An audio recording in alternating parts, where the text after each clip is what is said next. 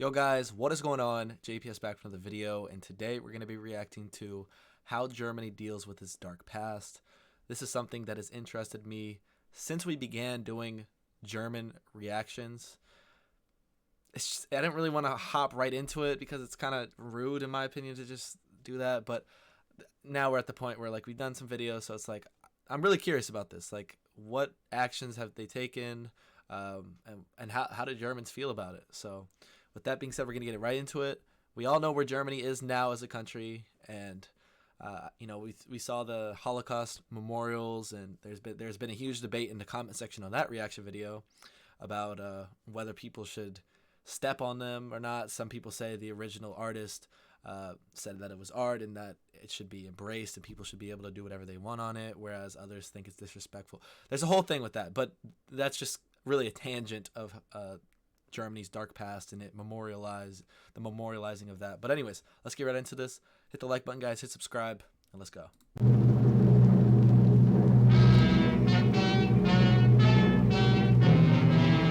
Don't mention the war. That's a very well-known catchphrase from the British comedy series Fawlty Towers. The idea behind it is when you meet a German, the very first thing you think about will be the war, but you absolutely mustn't mention it. So anyway, imagine my surprise when I was channel hopping on one of my first trips to Germany, and the war was everywhere. It felt like every day the television schedule was peppered with heavy Hitler documentaries and World War II films. That's how I came to appreciate for the first time that Germany as a whole doesn't ignore its dark past. But this wasn't always the case. For many years after the war, National Socialism was mostly a taboo topic among families. Parents and grandparents weren't asked uncomfortable questions about their involvement. Some films and books, like Günter Grass's The Tin Drum, began exploring the topic, but it was a spate of anti-Semitic vandalism in West Germany starting in 1959, which proved to be a wake-up call. A new focus was put on education, and by the time Germans of my generation were in school, the Holocaust and National Socialism were a firm feature on the curriculum. Many also began to ask questions about their own family's involvement. Wow. What's interesting to me about that is that it wasn't an initial thing. There were a lot of reactions to it, and there is something they implemented years after all of what happened. That's not what I thought at all. Okay. Wow. Of course, it's hard or even impossible to compare the atrocities of the Holocaust with any other event. Yeah. But I, for one, heard very little about my own country's darkest chapters during history lessons or in public discussion. So for an outsider, it can be quite remarkable to see this painful history raked over so often and so publicly in Germany. An important motivation is fear of history repeating itself.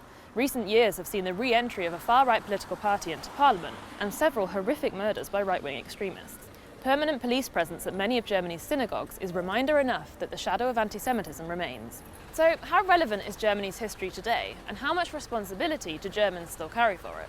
Wir Deutschen können nicht stolz sein auf unsere Geschichte. Nur weil es so lange her ist und jetzt keiner persönliche Schuld mehr hat, glaube ich nicht, dass man jetzt einfach sagen kann, es war ja keiner. Wir können nichts dafür, unsere Kinder nicht, unsere Enkel nicht. Also irgendwann müsste einmal Schluss sein. 70, 80 Jahre danach zu sagen, wir tragen daran Schuld, fände ich viel zu groß. Aber ich glaube, wir tragen eine Verantwortung, dass wir es irgendwo verhindern, dass sowas wieder passiert. Wird in Deutschland genug, zu wenig oder zu viel darüber gesprochen? Ach, man kann gar nicht genug darüber sprechen. Manchmal denke man, es ist zu viel des Guten. Immer wieder, immer wieder, immer wieder. Ich glaube, es ist immer in Deutschland ein totales Tabuthema. Ne? Ich glaube, es wird viel gesprochen, aber die Aufmerksamkeitsspanne, die wird immer kleiner, um das Gesprochene auch zu bewerten. Gerade wenn man von der Schule zum Beispiel nach Hause kam und sowas gelernt hat, hat man halt natürlich auch die Eltern gefragt oder die Großeltern. Die Eltern, die noch aus der Zeit kamen, die wollten sich in gewisser Weise, auch wenn sie nichts damit zu tun hatten, distanzieren.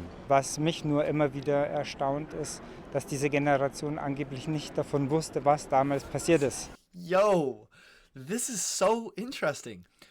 There's so many different perspectives here. And I want to know in the comments, is this what it's like? Or is this particular interviews? Or is this really what it's like? Do people feel this differently about it? Wow. It makes sense though. It makes sense. And I can really see where every single one of those people is coming from. None of them were unreasonable in my opinion. Haben Sie manchmal Angst, dass sowas wieder passieren könnte? Ja, durchaus, ja, habe ich. Also es kann jederzeit wieder passieren. Wir sind jetzt nicht weder klüger als die Menschen damals noch Gott sonst irgendwas. Nein, keine Angst. Hier bei uns in Europa haben wir genug gelernt, der Erste und der Zweite Weltkrieg. Ich glaube nicht, dass das sowas kommt. Die Menschheit ist vernünftig geworden. Hosting me. No. No, no, no. That's a ridiculous statement. I'm sorry. I don't mean that in the sense that there will be another Holocaust, but to think that mankind has come to its senses and that we've learned from the world wars, no. There will be so many more wars. Human nature is greed and wanting more power. And when those two things combat, which they will, inevitably, because someone's going to overstep, all it takes is boom. We all have our huge Department of Defenses. We all have huge militaries for a reason. Because why else would we continue to invest in them if there's like we're humans are the same. History is going to repeat itself over and over again, and I don't think I'm being too cynical to say that. Let me know what y'all think. Meet the Germans has made me realise that the consequences of the Nazi era can be felt all over the place in Germany. Some things are obvious, like you don't come across very many Adolfs these days. But then the war and the Nazis also came up when I was researching episodes on things like hiking, films, fashion, all sorts of seemingly unrelated topics. This has had an unmistakable effect on national pride. You rarely see the German flag flying here, unless the World Cup is on. And there's no visible pride in the armed forces either. In fact, it seems the country's military is more often ridiculed than celebrated. That's not to say that most Germans are not proud of their country. Many are, but their patriotism is usually quiet and practical rather than loud and emotional. Germans are also among the most pro-EU Europeans. One of the organisation's founding purposes was, after all, to promote peace in Europe. Some reminders of the war are visible when walking around the streets too. Take this building, the Haus der Kunst or House of Art in Munich. It's a prominent example of Nazi architecture. So what do you do with something like this? Is it enough to take something tainted and do something good with it, or does it need to be removed? After years of discussion about various buildings like this one, the jury's still out. What about memorials to the victims of the Nazis? They can be found all over the place in Germany, often organised and financed by the local community. It wasn't until 2005 that the German government unveiled its first official memorial to Europe's murdered Jews, the haunting Holocaust Memorial in central Berlin. Yep, that's what I brought up before this. One of the capital's most visited landmarks. 3 years later came the state's first memorial dedicated to homosexual victims, and in 2012, one for Roma and Sinti victims. One subtle yet striking part of the memorial culture in Germany are the Stolpersteine, or stumbling stones. These small brass squares are inscribed with the names of victims of the Nazi regime and set into the pavement outside their last known address. The project was started in the 90s by German artist Gunter Demnig. I love that. And today there are more than 75,000 stumbling stones across Germany and other countries. But even this is not without controversy. The city of Munich has actually banned the stones from being installed on public ground, after some people, including a prominent Jewish community leader, argued that it was disrespectful to commemorate victims with something on the ground that you can walk over. The city has instead opted for wall plaques like this one. Again, I'm just like, that's the Hollywood Walk of Fame. I mean, I know it's not the same thing, but I think you're taking that way too literally. Like, no one is stomping on, you know what I mean? I guess I can kind of see the sliver of, I don't know. I thought it was a good idea, just how it was, but y'all let me know. This is a packed video. There is a lot. I mean, we could talk for so much time on just there's a lot of info in this video. I'm loving it so far. I'm learning so much. But I want to bring it back to where we started. Comedy. Hitler and the Nazis have been satirised many times over. British silent movie star Charlie Chaplin kicked things off way back in 1940 with The Great Dictator. In 2019, New Zealand director Taika Waititi confidently poked fun at the Führer in Jojo Rabbit. But what about in Germany? Could you, for example, write a book imagining Hitler waking up in modern-day Berlin? How he might react to Angela Merkel and multiculturalism? How he might rise to fame, but this time as a TV star? Well, that's exactly what German author Timur Vermeersch did.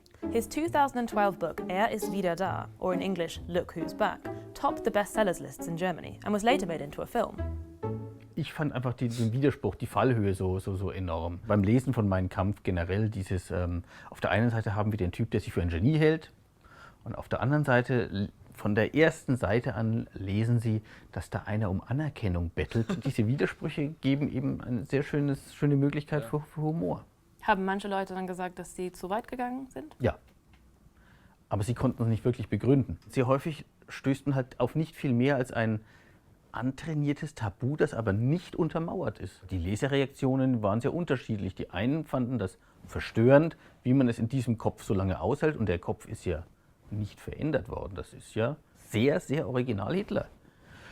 Und andere sagten dann, hey, super, wie er der Merkel einen drauf gibt. Der sagt, was mal gesagt werden muss. Die haben nach sehr kurzer Zeit dann auch vergessen, wer da zu ihnen spricht. Der Leser ist mit dem Buch allein. Er hat die Möglichkeit zu sagen, das ist zu viel, so nicht. Da hören wir jetzt mal auf. Aber er macht's nicht, weil es so schön witzig ist. Now it's time for you to have your say. What do you think about how Germany deals with its past? And have you got any other questions? Let me know in the comments. All right, guys. So I'm actually going to answer that question. So based off of all of my background knowledge, all the videos we've watched, this video, I think Germany deals with its past pretty well. I think Germany deals with this past pretty well. The one thing I found interesting was how this wasn't an immediate effort to deal with the dark past. Again, it was mentioned at the start of this video that there was a lot of, hate speech, and we saw the graffiti and general just that's crazy. I don't know. I don't really understand why that wasn't an initial effort, but it was pretty soon thereafter. I think I would need to know the exact timeline. I don't know if it was mentioned how many years, but regardless, I think where we are now and based on how long it's been, I think Germany's done a pretty good job dealing with its past. I found it incredibly interesting to hear the different perspectives that Germans have on, is it too much? Because I can see that. I can definitely see that. It's like a constant bombardment. You're hearing the same things over and over again. And you're kind of like, yeah, I get it. And you don't want to say, that's the problem, is you can't say that because you don't want to come across as insensitive or as if it doesn't matter, because that's a huge taboo, I imagine. But at the same time, there has to be some kind of fine line there, and that is exactly where these different perspectives come from. And like I said earlier, I think I can really empathize with and understand every one of those perspectives and, agree with each one of them to some extent. So I really want to know what you guys think in the comment section. I know I asked a bunch of different questions throughout. You can answer any of them. You can answer none of them. It's completely up to you. Or if you want to talk about something completely different, I would be very interested to read your guys' comments. So feel free to comment as you wish. And if you have other videos you'd like for me to check out, throw those in the comments too. But with that being said, guys, I'll catch you all on the next one. Peace.